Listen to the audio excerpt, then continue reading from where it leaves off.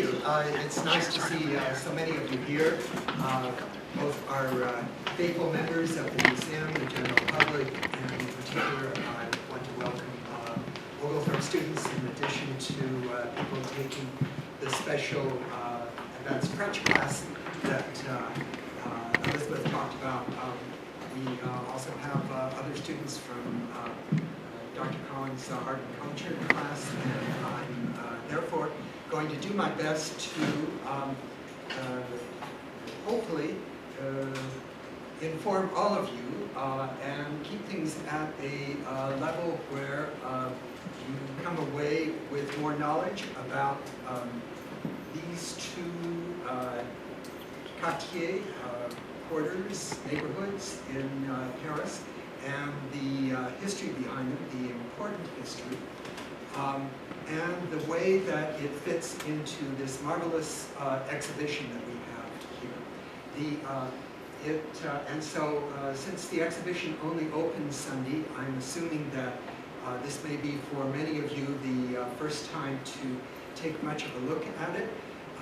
And so I will also be referring to parts of the exhibition and try to tailor my remarks to the specifics of the exhibition, which I had in mind when deciding on tonight's lecture.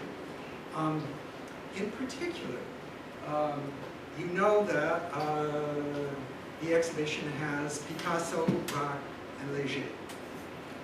So when I started thinking about the course, and just generally about the exhibition, I think that probably many of you, if you know Paris at all and the history of modern art, associate Picasso and Braque with Montmartre. I have, I think, like our director for a long time, been very interested in the work of Léger, who gives us a different perspective here. And so when I was thinking of Léger, it occurred to me that he probably has a different story to tell at about the same time. And in fact, the story divides into the two major parts of Paris, or the way that Paris is often divided.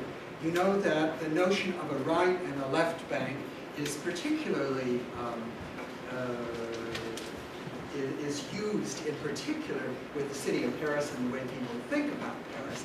But it really is a notion that when the river flows into the ocean, if you're looking out at the ocean, you have the right bank to your right, you have the left bank to your left. And of course, if you follow the Seine all the way up to Lavoir, that is where you get the right and the left bank. Over the years, there has been a distinction between the two banks, sort of a spirit that's quite different. And that's perhaps particularly been the case with the left bank, because it goes back, it's where you have the original Sorbonne, the student quarter, the Latin quarter, Quartier Latin, going back to the medieval period, and then very much associated with intellectuals, artists, musicians, in particular in the years after World War II. So you have this kind of notion of left bank and right bank perhaps being less bohemian, a little bit more traditional. But those kind of things really break down when you start looking at them with any focus of, that starts putting things in perspective.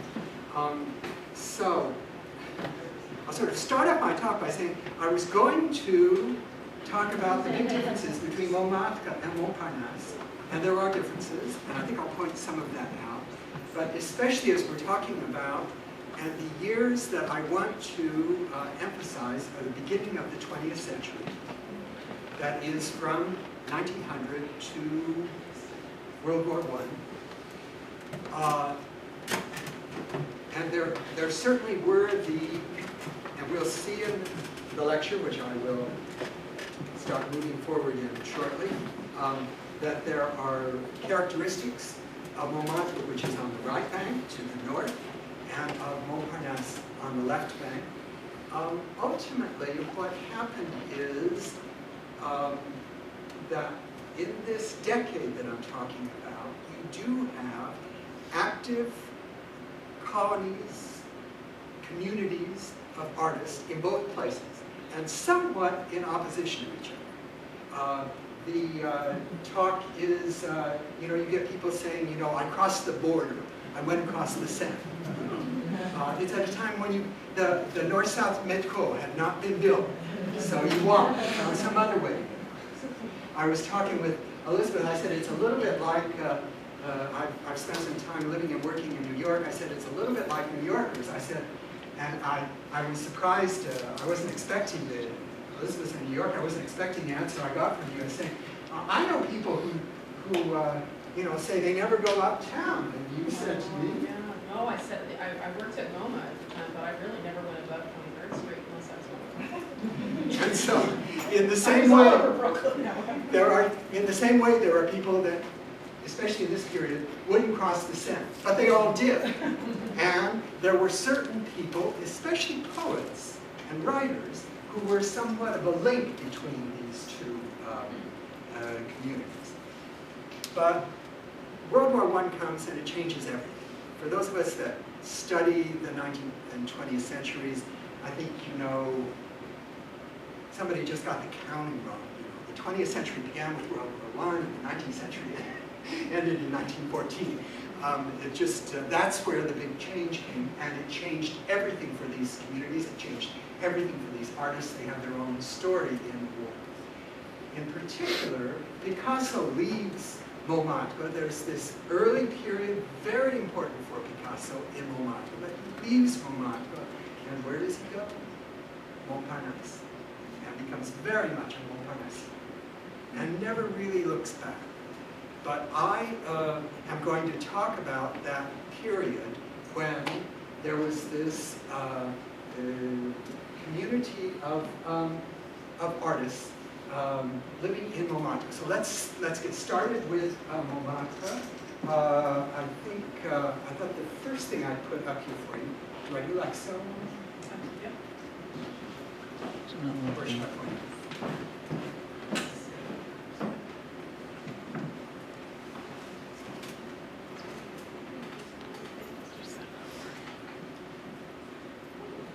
This worked earlier when we were sitting there. Mm-hmm.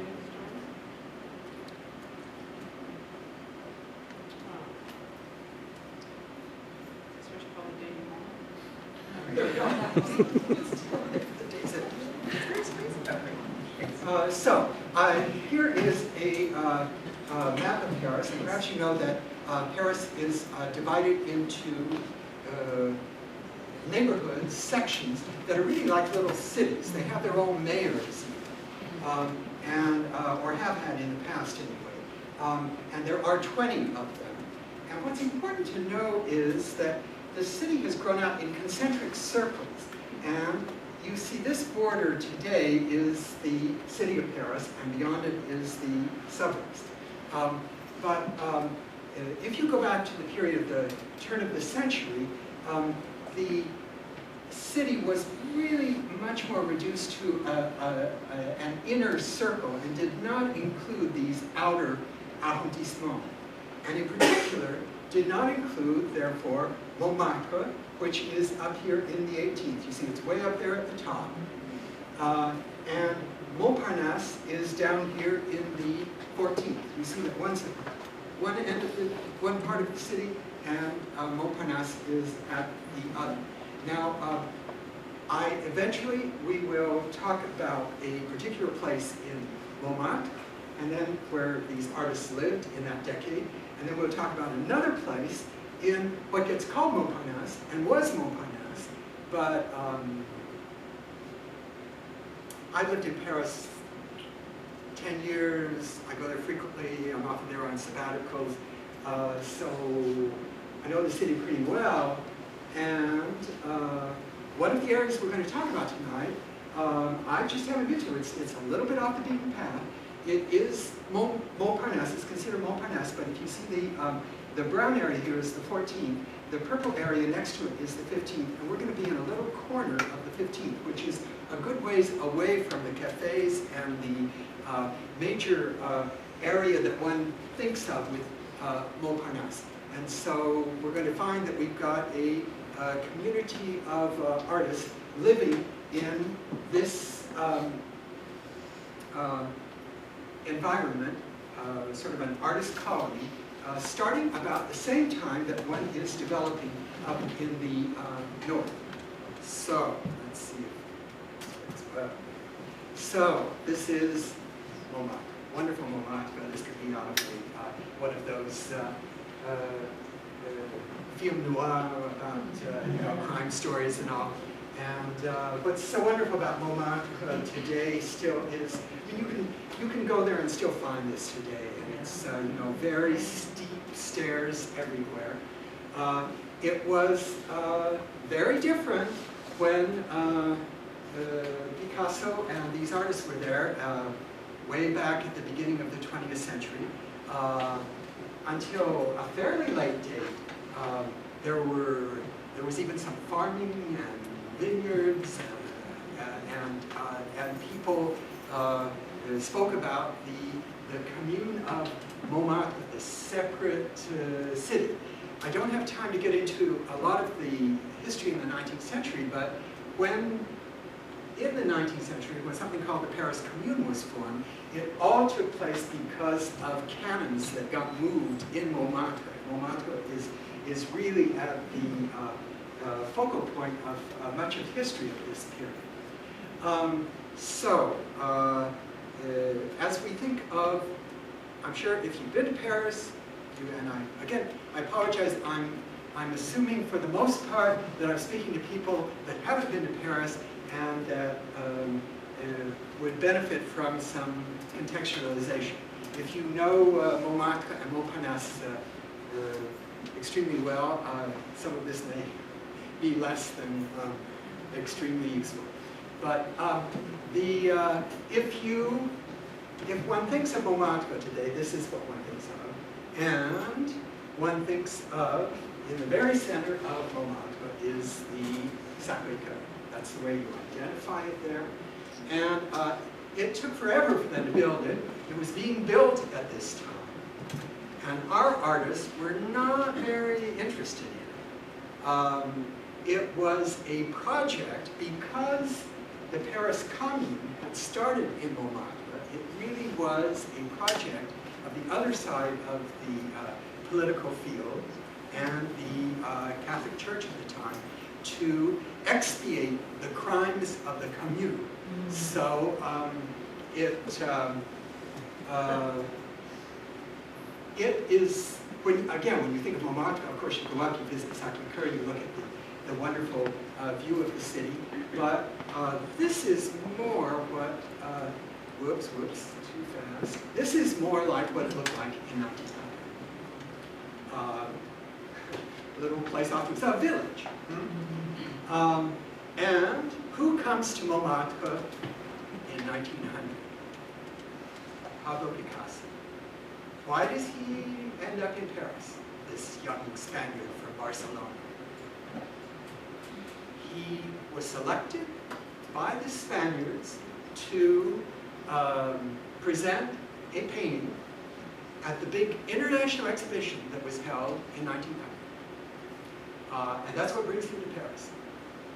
Now, the next slide I might put up there would be the painting that brought him to Paris, but we don't have it. He painted over it, because that's what most of the books I read say. He is 19 years old. This is a child prodigy. 14 years old, he gets admitted to the academy in Madrid for painting.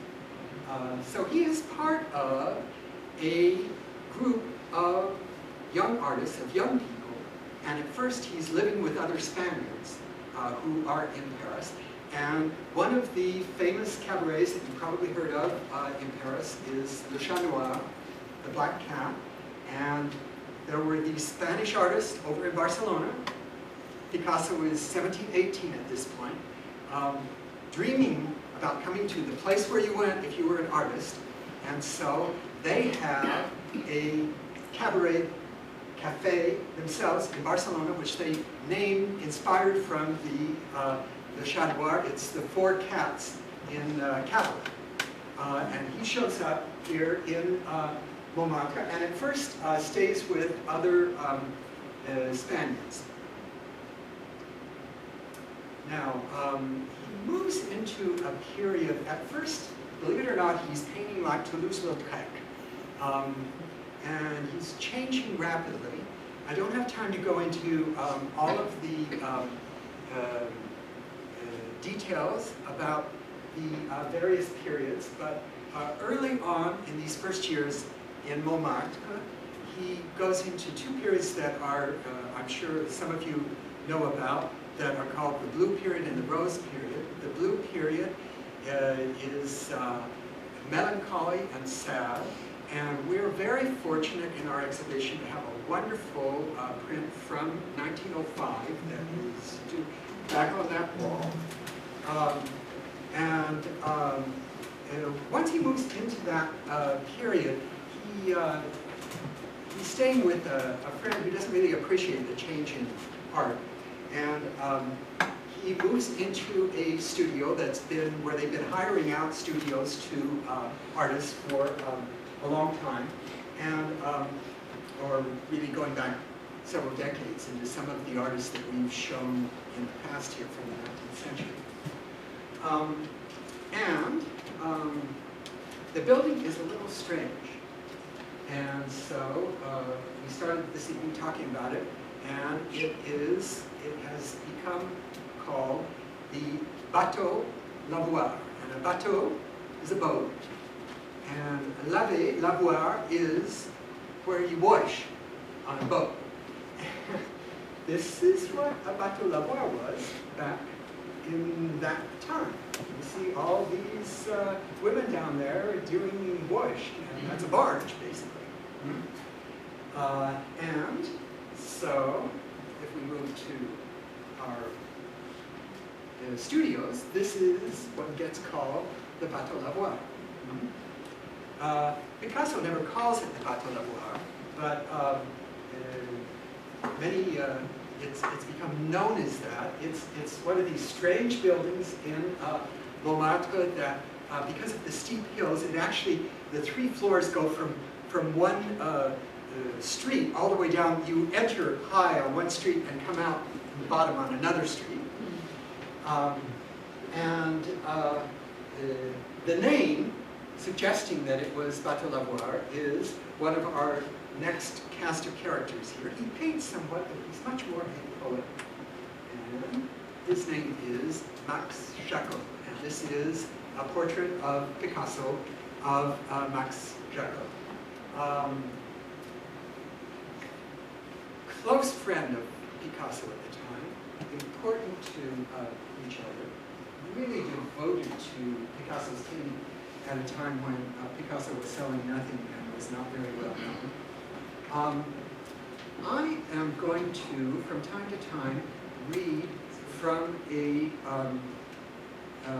book that was written. We eventually, and I always take too much time, I have to keep moving along here. We're eventually going to get to this colony in Montparnasse, which is called La Ruche, or the Beehive, and it is a colony that, unlike the Bateau Lavoir, survives. And at the end of my speech, for those of you that can stay, there's a short film of artists who are working and living at La Ruche aujourd'hui, now.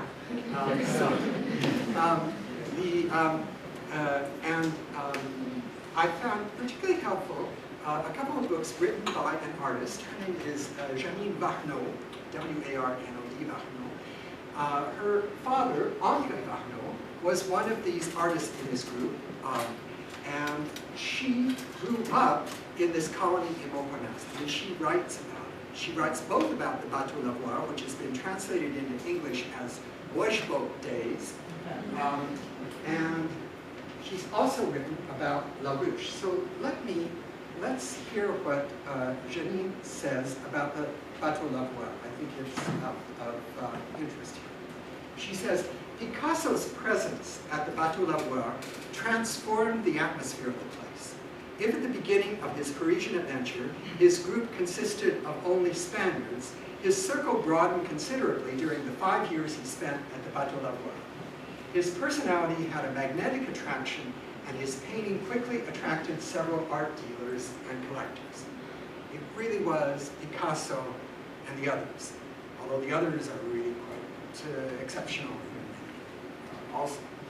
Marc Shaiman was the first to create an aura around Picasso by proclaiming everywhere that he was a genius. He went out and took his paintings and tried to sell them, find galleries. André Salmon and Apollinaire, another poet that we'll be talking about more in a few minutes, also did their best to spread the fame of this Spaniard who had the capacity to produce constantly new and original works. Now, for a long time, Marc Shaiman was not considered unlike Apollinaire, was not considered a great poet. I think in, say, the past 20, 30 years, there's been much more interest in him. He was really very upset. He said, I was doing surrealism long before the surrealists came. And I think that I'm going to read a poem of his where you may agree with him about that. This is a poem that he wrote about the Bateau Lavoir. I have it in an English translation by William Kulick.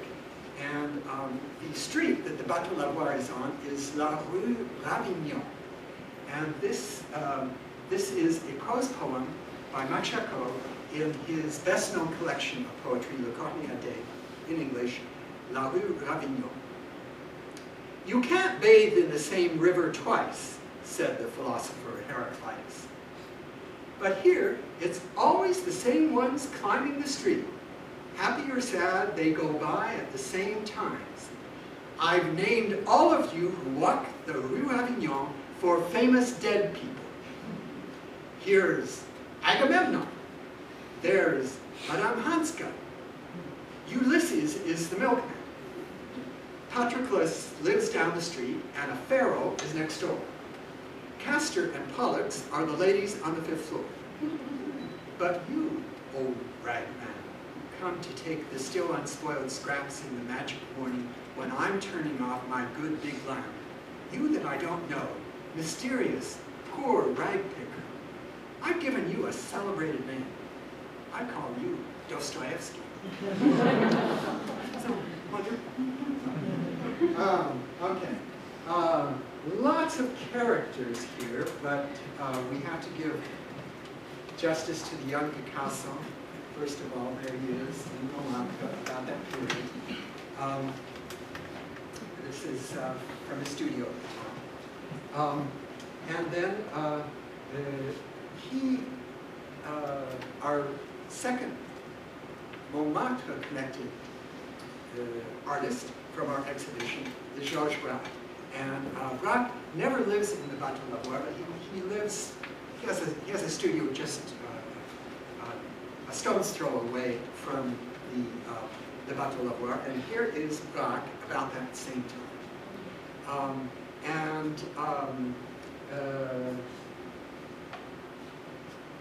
He and, like I guess just about everybody, but especially Picasso, there are, things go up and down between friendships, and they have their difficulties at times, but there was probably no closer and important collaboration between Picasso and another painter, and maybe another man, than Georges Braque and Picasso, although you have to add in Marc Shaiman. But what is wonderful about our exhibition is that we have here, behind me, you've got Léger Braque from the 1950s, and over in the corner there, you've got wonderful Braque where he is collaborating with a very important French poet, René Char. But over in this corner here, we have early Cubist drawings by Braque from that period. And I know as I was preparing this, I was looking at a lot of books, or sometimes, you know, out on the internet, and reproductions can sometimes be just so disappointing. And when you've got very fine drawings, very subtle drawings, I mean, I was just overwhelmed seeing these drawings here once the exhibition's open, so I really recommend them to you. Now, who else is a player in this community? Well, there are the women, and there's a whole series of them with Picasso, and each of them, the major ones, very important for his work. But for our purposes this evening, the woman who dominated this period and with whom he lived was Fernande Olivier. This is Fernande Olivier.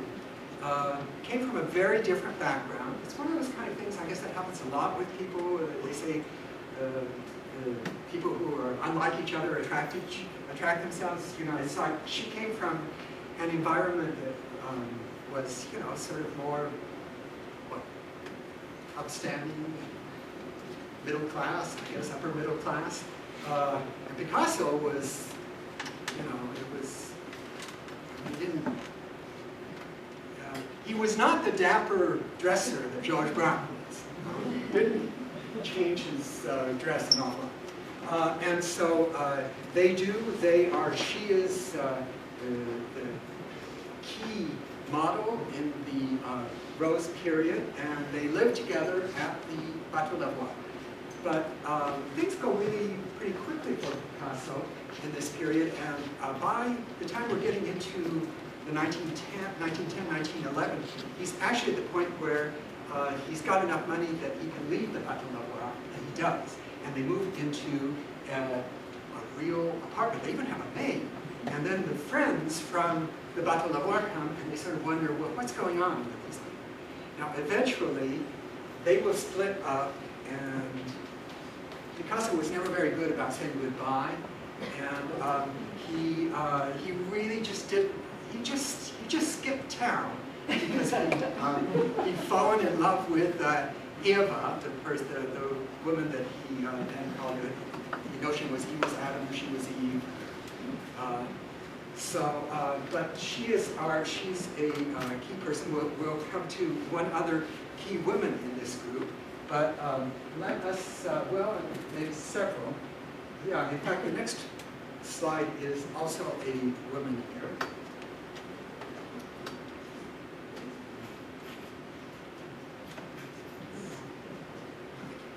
All right. So you know who this is. This is the famous Picasso portrait of Gertrude Stein.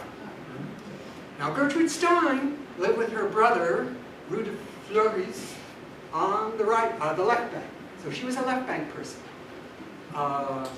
And she would, in a fairly nice neighborhood, but she would cross the Seine, cross that border, and sort of go slumming with Picasso here. And Picasso, especially at this period, was really trying to get started and was quite astute about getting potential collectors interested in his work, including the Steins. And so they were frequently guests. They would frequently show up, or he would invite them to the Bateau Levoir. So much to say about all of these people, and it's hard to be nuanced, especially about somebody like Gertrude Stein. She's a writer, and she wrote a book about Picasso. We have the book going, this is from the Oglethorpe Library. It was published first in French, but this is the English edition from 1938. Oh, that's great. So, and if you read criticism, you find that people, well, especially from this period, they're all saying about each other, well, it wasn't that way. And so all I can do is just give you some views of how some of them thought it was anyway. And in particular, I think it would be interesting, perhaps you would agree with me, to hear what Gertrude Stein said about this portrait. She said, I posed for him, Picasso, all that winter, 80 times. And in the end, he painted out the head. He told me that he could not look at me anymore, and then he left once more for Spain.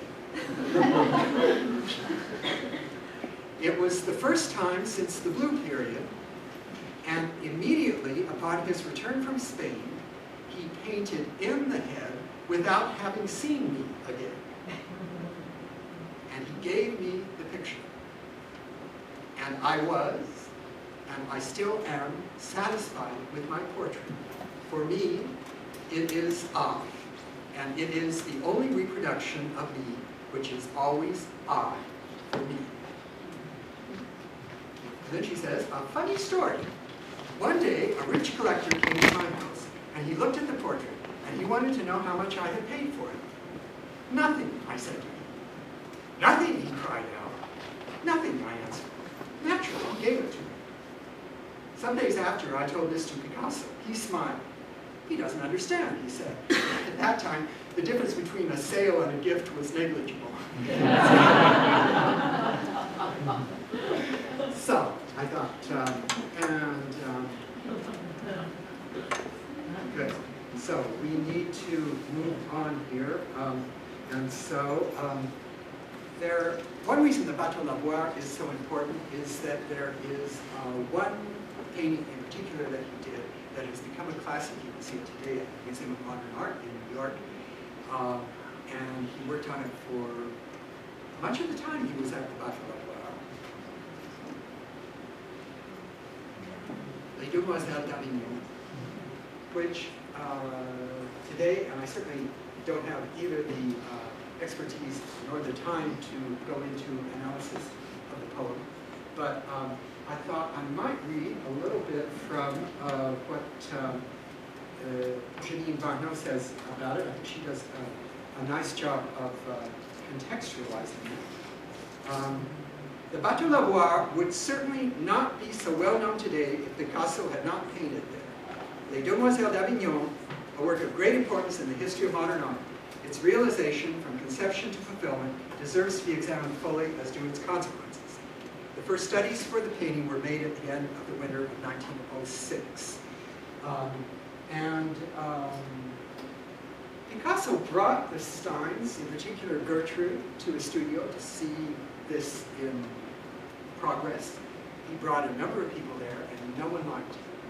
None of his friends, no one. He felt very isolated, and he put it aside. It was not shown for 10 years. And it is now part of the collection of the Museum of Modern Art in New York, and connects to, as Varno was saying, the Bateau Lavoir. Let's just do this. I'm sorry, it's not a great photo, but I wanted an old photo. This is, in French we say, le douanier Rousseau, the customs officer Rousseau, who is known for, he was considered a primitive, and this is one of his best-known paintings. He became part of this group, and depending upon who you read, they were making fun of him, they liked him, people took him seriously, people didn't take him seriously. In any case, he stopped being a customs officer and started painting, and this is a portrait of our poet that I've been speaking about, Apollinaire, and his companion, mistress, Marie Laurencin.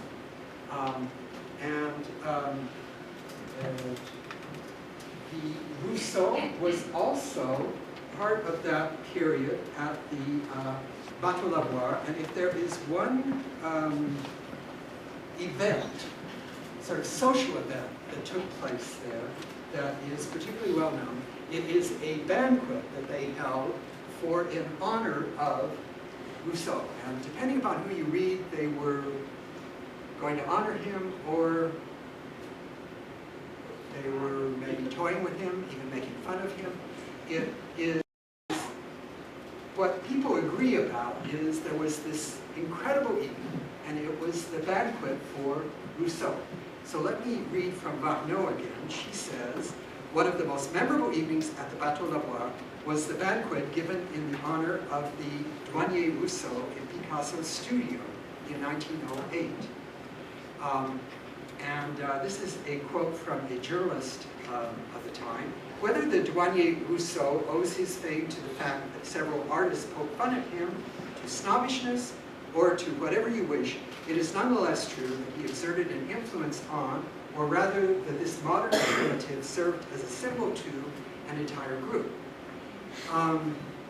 As far as the banquet goes, there are one of the members of the group, Maurice Canal, has a description of it. It's quite long. I'm just going to read a couple of paragraphs that will give you an idea of what went on. The Rousseau banquet of 1908 was entirely spontaneous and unorganized. There was a minimum of clamor, no ostentatious preparations, and no disguise. And all this thanks to the good taste of those who organized the party. The banquet room was Picasso's studio, a real barn supported by immense beams, too imposing to be true. And then we have the douanier coming in, and it was this person, Reynal talks about it being a touching portrait of him. Rousseau looked around the room, the Chinese lanterns delighted him, and his smiling face lost all its wrinkles. Now here's where you get different views, different people talk about it in different ways. However, as a consequence of conjectures still unknown today, the fantasy was carried too far when the dinner, which had been ordered by the host from a good restaurant, was never delivered. We waited patiently for an hour, then two.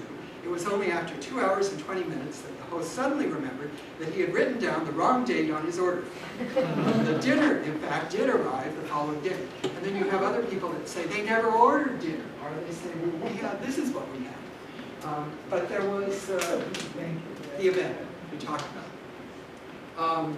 We need to move on and... Excuse me? Yeah. She's gesturing with her fingers. Is she signaling, or is that significant?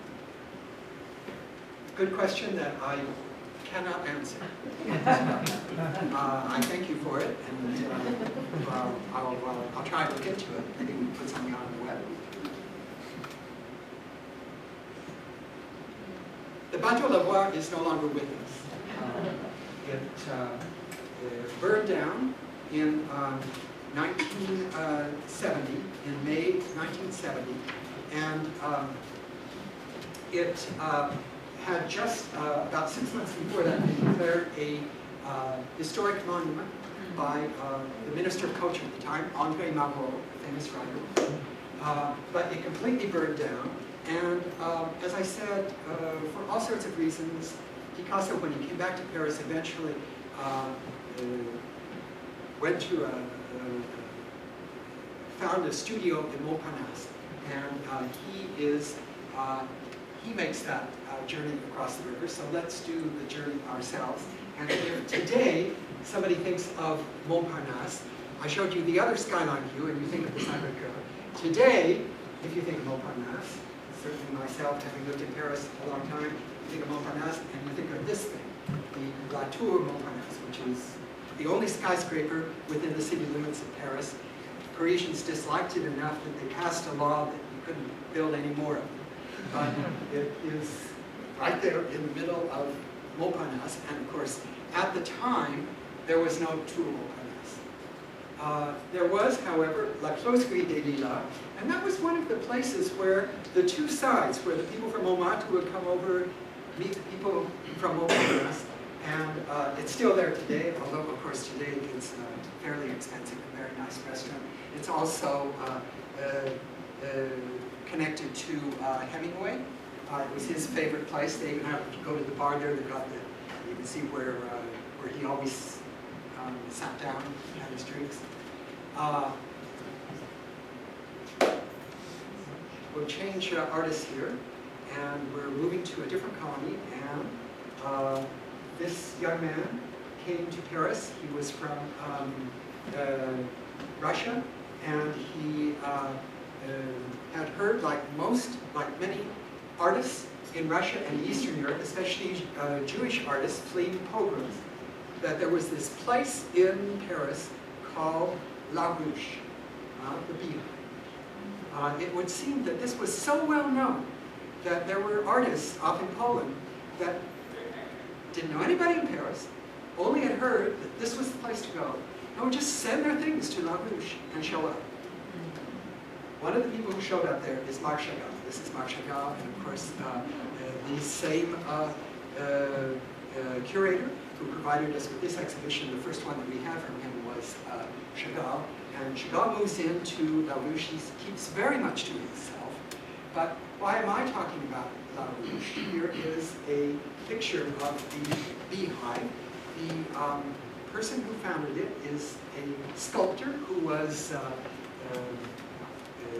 quite well off and had become successful in his day. He specialized somewhat in monuments, and his name was Alfred Ruche. Here you can see what one of the studio living quarters was like. This is, I think, from 1906 in La Ruche. What you see there is, I was talking to you about the exhibition of 1900. That is a pavilion which this man bought from the exhibition. This is Alfred Ruche, and he turned it into studios for artists, which he then rented out at next to nothing. And often they didn't pay so much attention to it. He himself had, well, he was as a young man, he had a job as a gardener, but he was working for a sculptor, and the sculptor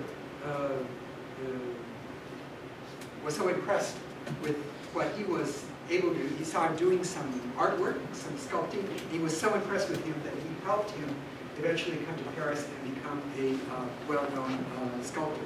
He was the first person that Camille Claudel studied with before she moved to Rodin. And he had this project that he said, I'm sort of going to give back, and people can move in here, and it's going to be a community. And who shows up about the same time that Picasso comes from Spain? He doesn't end up at the Bateau Lavoir, but this is our artist here. This is Fernand Léger at a very early time, and he moves into La Ruche, just as Chagall does. It is where he gets his start, and he stays active with La Ruche throughout his life, including helping, along with Chagall, in keeping in movements to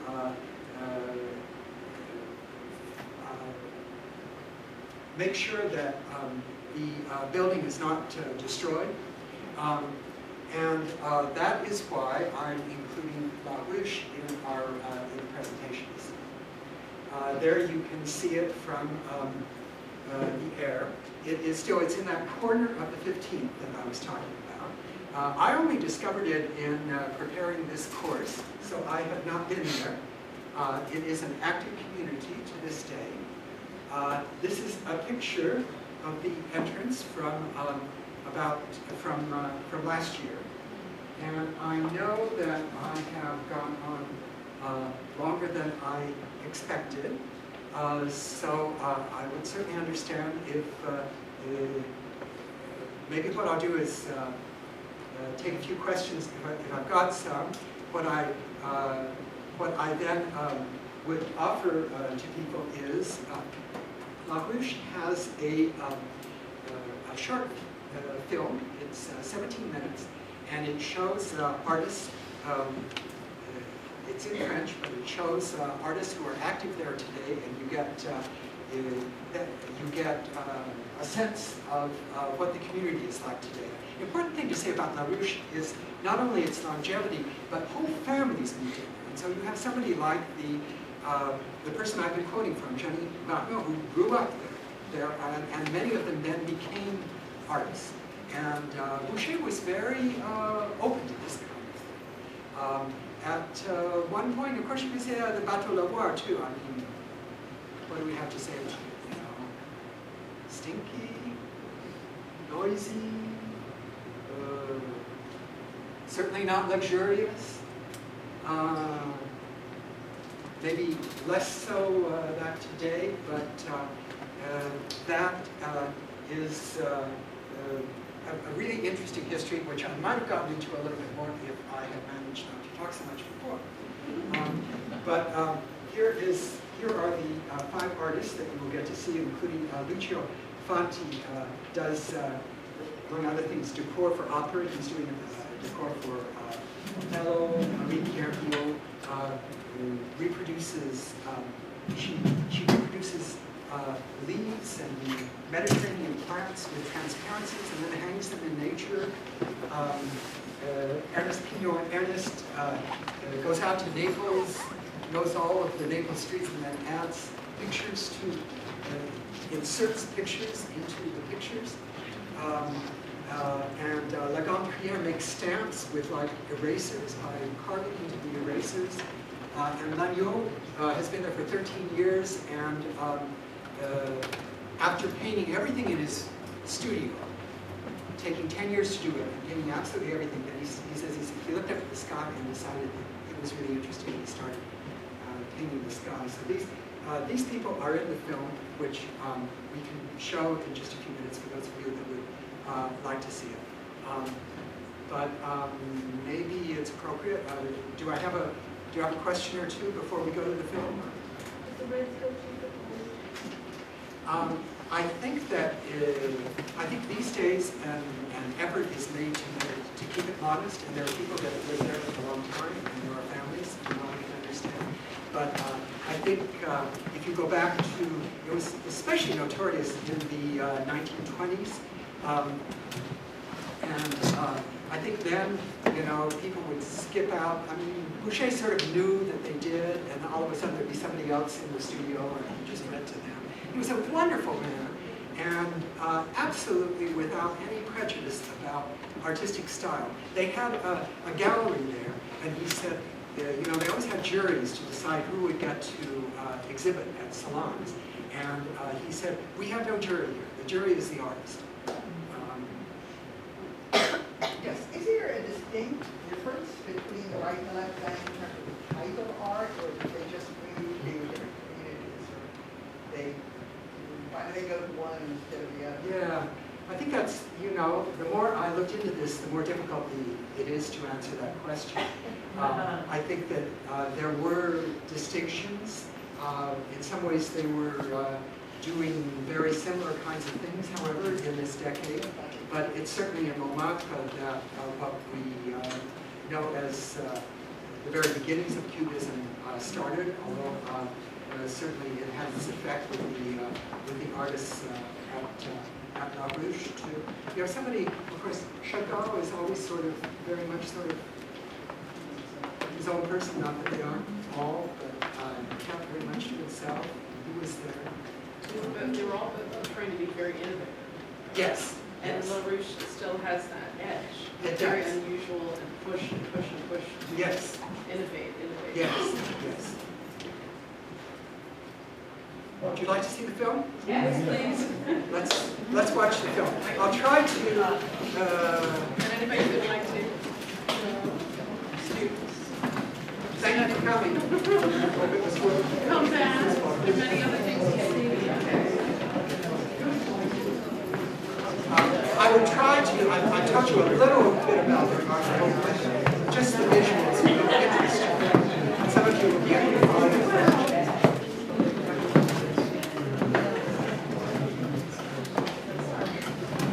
At the very beginning, we have the concierge here.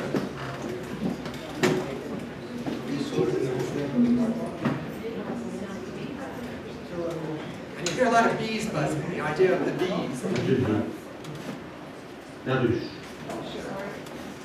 L'escalier. Porte. Escalier. Cette porte s'ouvre comme un journal couvert d'une carte de visite. Esquisse, dessin, les œuvres génétiques étaient à vous. So here's our first artist. One who works with science. You. There's the famous Jacques of Zola. It's his studio.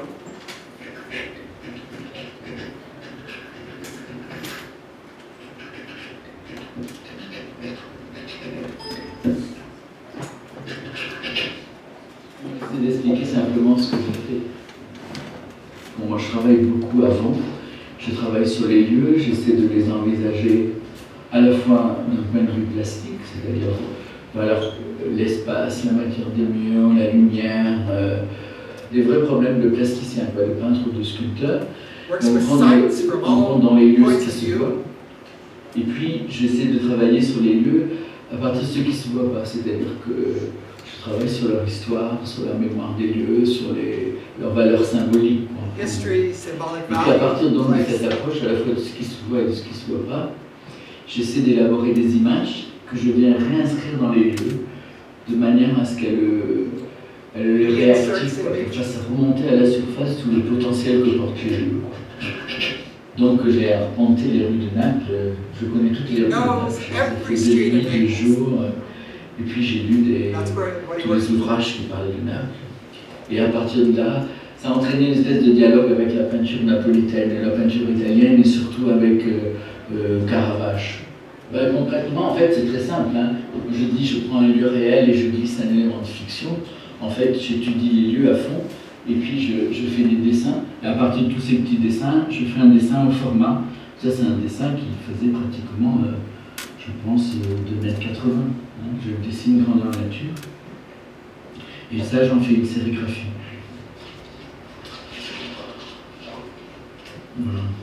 Voilà, ce sont des sérigraphies, on les voit dans des lieux différents. Alors là, je tiens beaucoup à ça. C'est du papier journal. C'est pas pareil. C'est intéressant, comme c'est un papier très très fin, quand il est détrempé, que je le colle, il rentre dans les murs, il prend la moindre infractuosité du mur, le joint de la pierre et tout ça. Il fait corps, vraiment. Je connais tous les murs de Naples sur le bout des doigts, là, parce que j'ai collé tout ça, je les colle, je les fais rentrer dans les murs.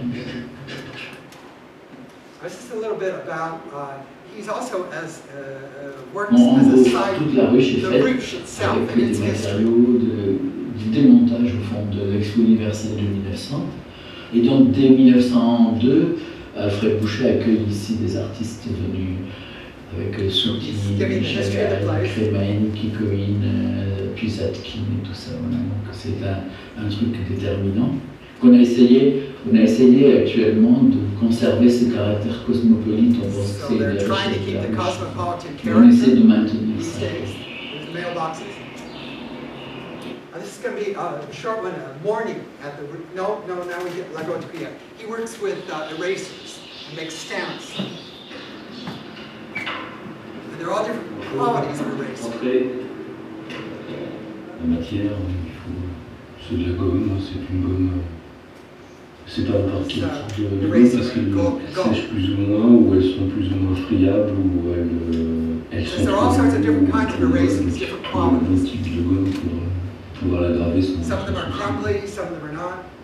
Les outils, ce sont des cutters, des scalpels, des choses qui permettent de graver très finement, parce qu'il faut entrer dans la matière, c'est le principe de la linogravure, on met à très petite échelle, donc il faut avoir un bon œil en plus. This is a relief print. This is the way you make a relief print for Sarah Lutz show.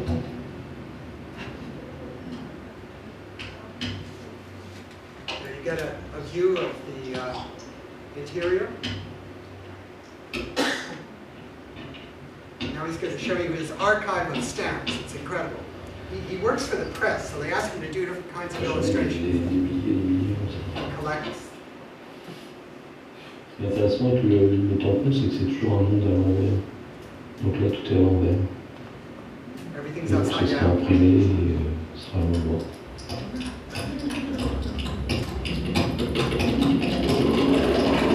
chaque image a son histoire. Chaque fois que, je sais pas si on commande une illustration pour la presse, especially when je he grave gets une image en fonction orders de from the press. l'illustration. So Et then après, oui, he'll put them by category. donc il faudrait toujours un musée du ton. Donc en fait, je trouvais que la ruche était un sujet assez intéressant. He Et too donc does j'ai commencé par raconter and une so he was histoire part de la of ruche. the celebration of 100 years of Puis après, je me suis penché sur les figures illustres de la ruche, c'est-à-dire Soutine, la So ruche, he's puis honoring all Chagall, the famous parce que artists je of suis dans son La atelier, Ruche, Soutine, et son Chagall, Marx, Léger, Léger. et d'autres. Et puis au bout du compte, j'ai réalisé un portfolio, une vingtaine de pages Put together a sérigraphiées, où je portfolio. montrais une nouvelle version de cette histoire de la ruche. Et donc c'était un des événements moteurs du centenaire. Okay, now a little bit about Boucher. Boucher était natif de Jean-sur-Seine. Ses parents travaillaient comme jardiniers et femmes de ménage chez un sculpteur. Et très vite, le sculpteur s'est aperçu qu'Alfred Boucher avait des dons pour la sculpture, donc il lui enseignait l'art de la sculpture. Et par la suite, Boucher est devenu célèbre et il a voulu redonner la chance qu'il avait eue dans le milieu pauvre à des artistes de pouvoir se loger et travailler à Paris dans un atelier. Donc il a créé la ruche. So he created La Ruche. Okay, this is the guy who does, among other things, decor for opera. This is all about decor for Verdi's Othello. And he has just one set for the entire opera. Qu'on a fait à Salzbourg avec un metteur en scène italien de cinéma qui s'appelle This is OUMA. at Salzburg with an Italian Il director. proposait à OUMA surtout de faire comme une île au milieu et cette île pouvait tourner. Donc en fait c'est un objet qui faisait tous les actes antiques, qui répondait à tous les problèmes que pose chaque acte d'Othello. Il y avait une réponse à tous les trucs. C'était comme une maison, c'est-à-dire on pouvait aller à l'intérieur, circuler dedans, remonter dedans. C'était assez, d'un point de vue de jeu d'enfant, c'était assez formidable.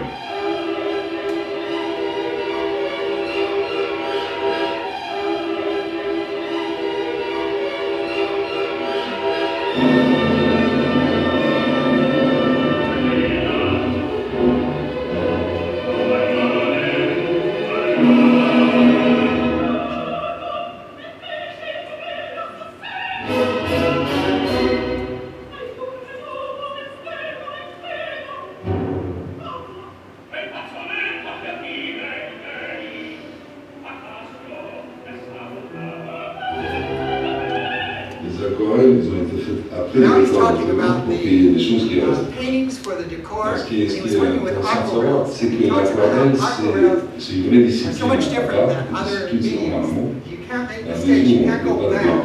C'est-à-dire que tout ce qui est And it's blanc, difficult to know c'est where the white ça spaces veut dire are qu'il going. faut prévoir la chose à l'avance. Il faut savoir où sont les blancs.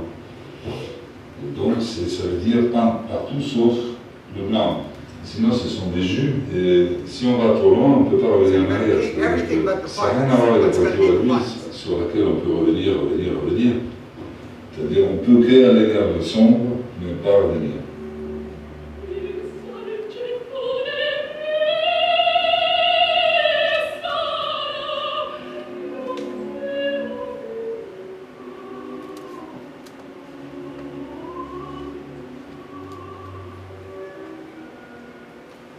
Now we got the morning. I think, yeah, this is the morning, and they rushed it up, speeded it up. White peas, this is Koskaj, mailboxes.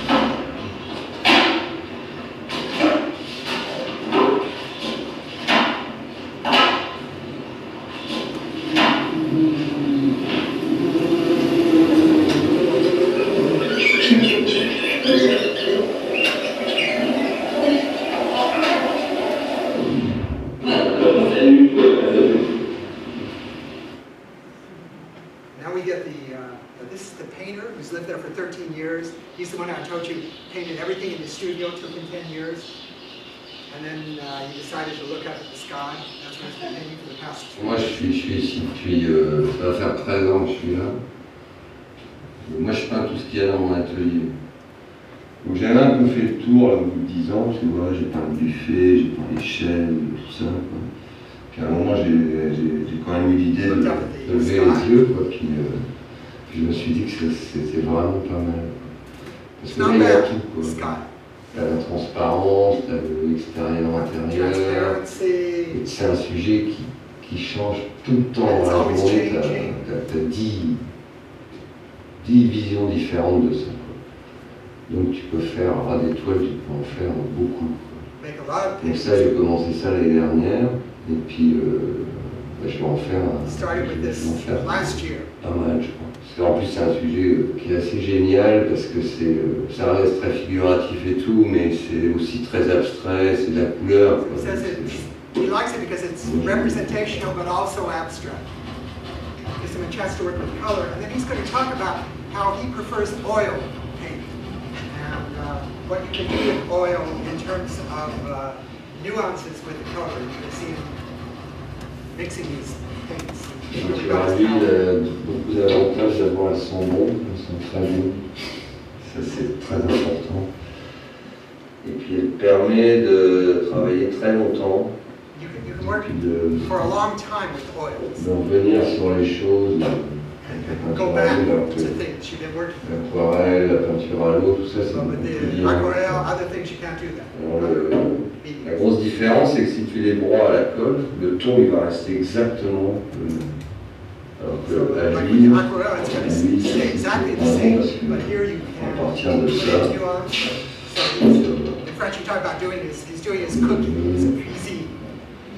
voilà, tu vois ça fonce à mort. Voilà, donc tu fais ta petite cuisine, il faut du temps, quoi. Peinture, il faut du temps.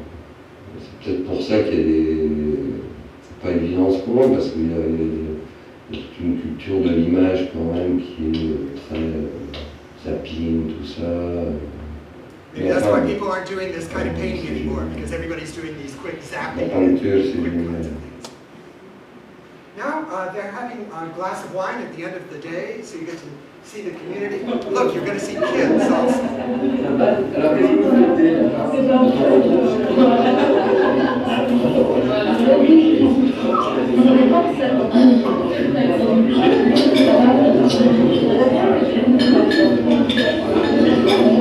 Je te sers un petit verre de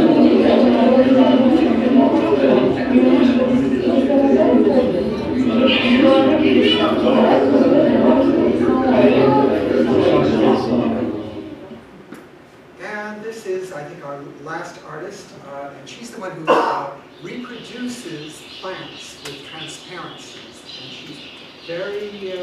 Là, c'est une série sur les plantes méditerranéennes que je suis en train de faire. C'est des grands tapis.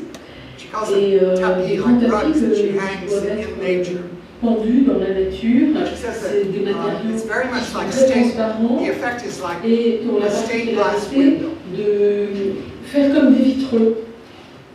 Ça, c'est le travail sur les oliviers. Alors ça, ce sont les branches. C'est le dessin des branches que j'ai refait en grand et qui est parti de ça. En fait. Alors là, je suis à la construction des branches. J'ai déjà créé les feuilles et après, je vais les installer sur le tapis.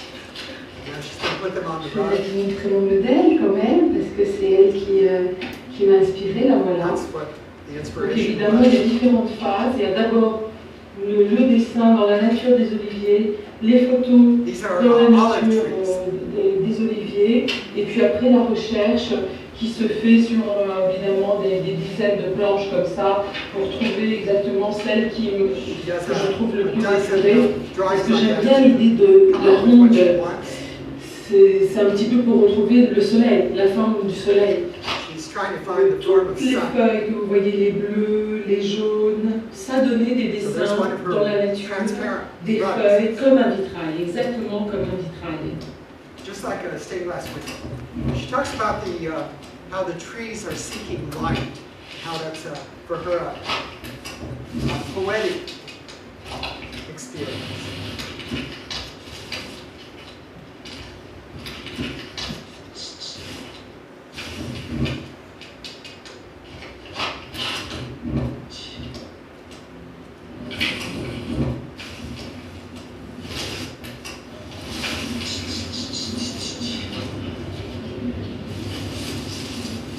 qui est très intéressant dans tous les arbres, c'est de voir comment ils se lancent vers la lumière, comment ils arrivent, ils se battent presque même pour grandir, pour capter la lumière et croître. Donc ça, c'est presque lyrique chez les arbres. Almost poetic. And now we're at the end. This is the concierge. She didn't know who these people were when she got the job. C'est court ici. Il y a que des artistes. Mais artistes, c'est vague. So they told her it was artists, but that's vague. Les comédiens de théâtre. They might be Quand je suis rentrée, j'étais accueillie par monsieur Ernest Pignon-Ernest. C'est là que j'ai appris des peintres, des sculpteurs. Je dis, c'est vrai, j'ai dit que je n'en dormais plus la nuit, donc je voulais commencer mon travail. Émerveillée, c'était beau. Et je suis toujours émerveillée avec mes abeilles. It's her little bee.